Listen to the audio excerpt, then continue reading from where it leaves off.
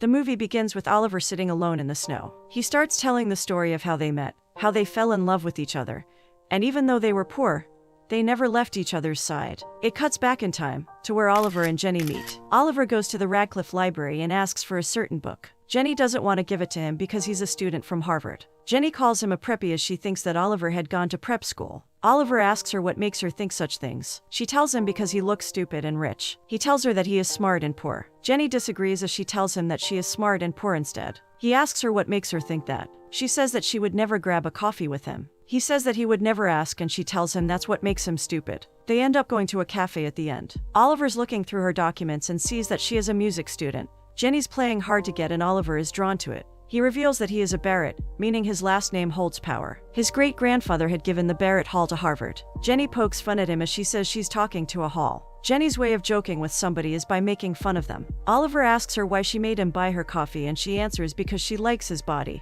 Her answer surprises Oliver pleasantly. They finish with the coffee and head outside. While walking, Oliver reveals that he is majoring in social studies. As they get to Jenny's place, Oliver stops and invites her to the Dartmouth hockey game on Friday. Jenny doesn't really give Oliver a clear answer. It cuts to the game. Oliver receives penalty and is pulled for 2 minutes. While he's sitting on the bench, Jenny approaches him. She starts talking dirty to him, but he doesn't pay attention to her as he's trying to focus on the game. She leaves him and sits in the crowd. Barrett gets in the game and of course he scores and his team wins. After the game, Oliver and Jenny walk out together. While talking, Oliver kisses Jenny on the cheek to stop her from poking fun at him. She tells him off as he didn't ask her if he could kiss her. Oliver admits that he got carried away. Jenny continues to rant, but Oliver stops her and kisses her on the lips. After the kiss, Oliver decides to prank her. He tells her that he might call her in a few months. She gets mad and calls him a She leaves, but Oliver stops her and says that she can dish it out but can't take the attitude. Oliver gets home and his roommates make fun of him. He doesn't really like their behavior, so he goes into his room and calls Jenny. He tells Jenny that he's in love with her. The next morning, Jenny tells him that he shouldn't say he loves someone without meaning it.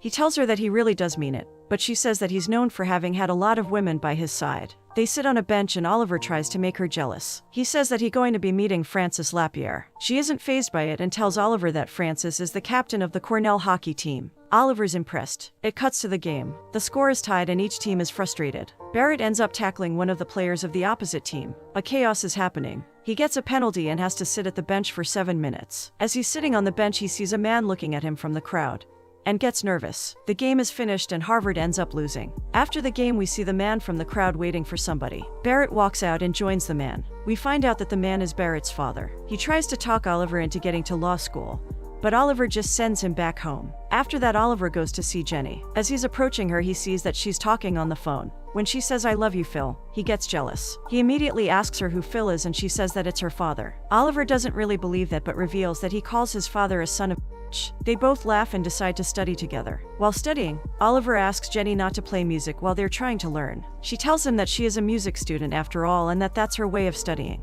They decide to go on a walk in the rain. As they're walking, Oliver decides to be honest with Jenny. He calls her the supreme Radcliffe smartass and tells her he doesn't want to play verbal volleyball with her. He thinks she's scared and that's why she doesn't have the courage to admit that she cares. Jenny tells him that she does care and he kisses her in the rain. They go home and make love. Jenny is a Christian. Oliver asks her why she decided to leave the church. She answers that she never really joined the church. She loved the world she was living, saying that nothing's better than Mozart, the Beatles, and even Oliver. Time goes by and the couple gets closer and closer. They're more in love as the days go. They can be seen studying together, playing in the snow, and just enjoying in their love. Oliver gets invited to one of Jenny's performances. He stares at her with love as she plays the piano. After the performance, Oliver starts complimenting her talent. She says that she's just okay and that she will be brilliant when she gets trained by Nadia Boulanger next year as a part of her scholarship. Oliver's surprised and pissed off at the same time. He asks her how long did she know about that, and she tells him that their breakup is inevitable, as they will both move on with their lives after graduation. She tries to name all of the things that are different about them, but Oliver cuts her off by asking her what about their marriage. She is confused and Oliver asks her to marry him. She agrees and they kiss. It cuts to them driving. Oliver is taking Jenny to meet his parents.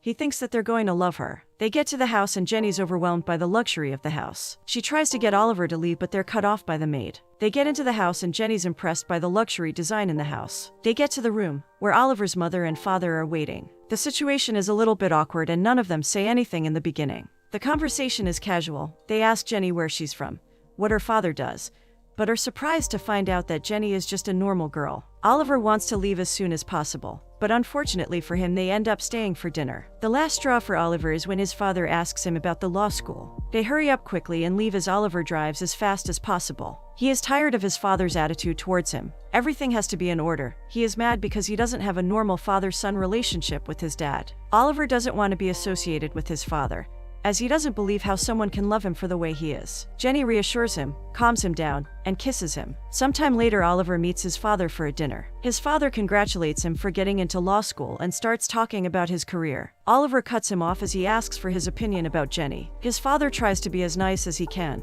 He does say that she is very charming, but says if he marries her now, he will not get a penny from him. Oliver goes to the dean in his law school. He asks for a scholarship and the dean looks at him rather odd. He is surprised as Oliver comes from a millionaire family. Oliver explains his situation but doesn't get an answer. The dean tells him he could try mid-year. Oliver is driving with Jenny as they're going to meet her father. She tells him that her father was pleasantly surprised to hear that his daughter was marrying a Barrett. Phil doesn't agree with the fact that Oliver's father is against the marriage. He tries to call Oliver's father, but Jenny stops him. She tells him that they don't want a Christian wedding and they don't want to marry in a church as well. They tell him that they want to do the wedding themselves. The collage chaplain presides over, and the man and woman address each other. Her father says it's wonderful and he supports them. It cuts to the wedding. Both Oliver and Jenny read their vows to each other. Their vows are filled with love, appreciation, and admiration for the other person. They say their I do's and they are pronounced a man and wife. A couple of days later, they arrive at their new home. It's a shady-looking house in Mongolia. Jenny makes Oliver carry her over the threshold. He hesitates at first but decides to do it either way. The couple gets used to their new life and their new house as time goes by. The couple starts working in a camp to make money for Oliver's scholarship. It's not easy for them, but they have to get the money from somewhere. One day, Jenny tells Oliver that they've received an invitation to his father's 60th birthday. Oliver immediately says no, even though Jenny tries to change his mind. Jenny decides to call Oliver's father to RSVP. She tells him that they won't be able to come, unfortunately. She tries to get him to speak to his father, but he doesn't want to. She decides to tell his father that Oliver does love him very much, and that is when Oliver snatches the phone from her, yelling at her to get out of his life. Jenny leaves, and after some time Oliver goes after her. He goes to all the places where Jenny could be, but doesn't find her anywhere. Nighttime comes and he decides to go home. As he gets to the house, he sees Jenny at the porch and hurries to her. He tries to apologize, but Jenny says that love means never having to say you're sorry. Christmas time comes and Oliver works at the Tree Saloon. He doesn't have any luck though because people don't give big tips. He goes to Jenny, who is guiding the church choir. The couple agrees to spend New Year's Eve sleeping. Some time passes and we see Oliver running to Jenny to tell her something. He gets to her, pulls her to the side, and tells her that he had made the law review. The couple is so happy, they're finally about to stand on their own feet. It cuts to the ceremony. Oliver accepts his award for the finest senior essay. After he accepts the award, he goes to Jenny immediately. He tells her that he is about to get a lot of money. Oliver uses the money to buy an apartment in New York. They get to the building and Jenny orders Oliver to carry her over the threshold. Of course, he doesn't believe in that but decides to do it.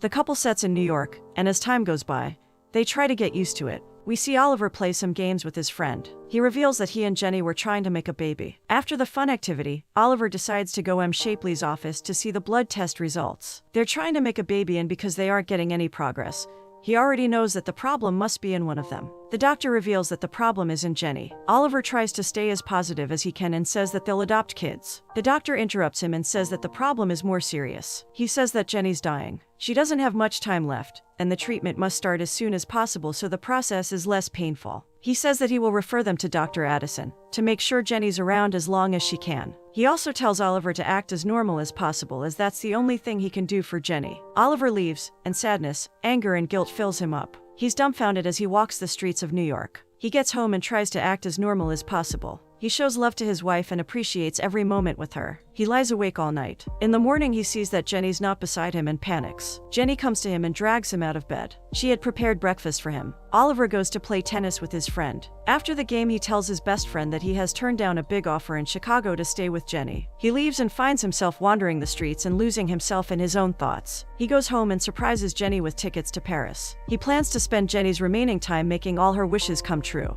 Jenny says that she doesn't want to go to Paris. She only wants to be with him. She tells him that she wants time, but unfortunately he can't give that to her. Oliver realizes that Jenny had seen the doctor. The night comes and the couple is seen embracing each other. Oliver promises Jenny that he will be strong. Jenny makes Oliver promise her that he will marry again. He He promises her as tears fill his eyes. The next day, the couple goes ice skating. Jenny sits on the benches as she watches her beloved husband skate on the ice. It reminds her of the days he used to play hockey. They go to drink some hot chocolate and Jenny asks Oliver to take her to the hospital. They arrive at the hospital. After Jenny's exam, the doctor tells Oliver that her treatment could cost a lot.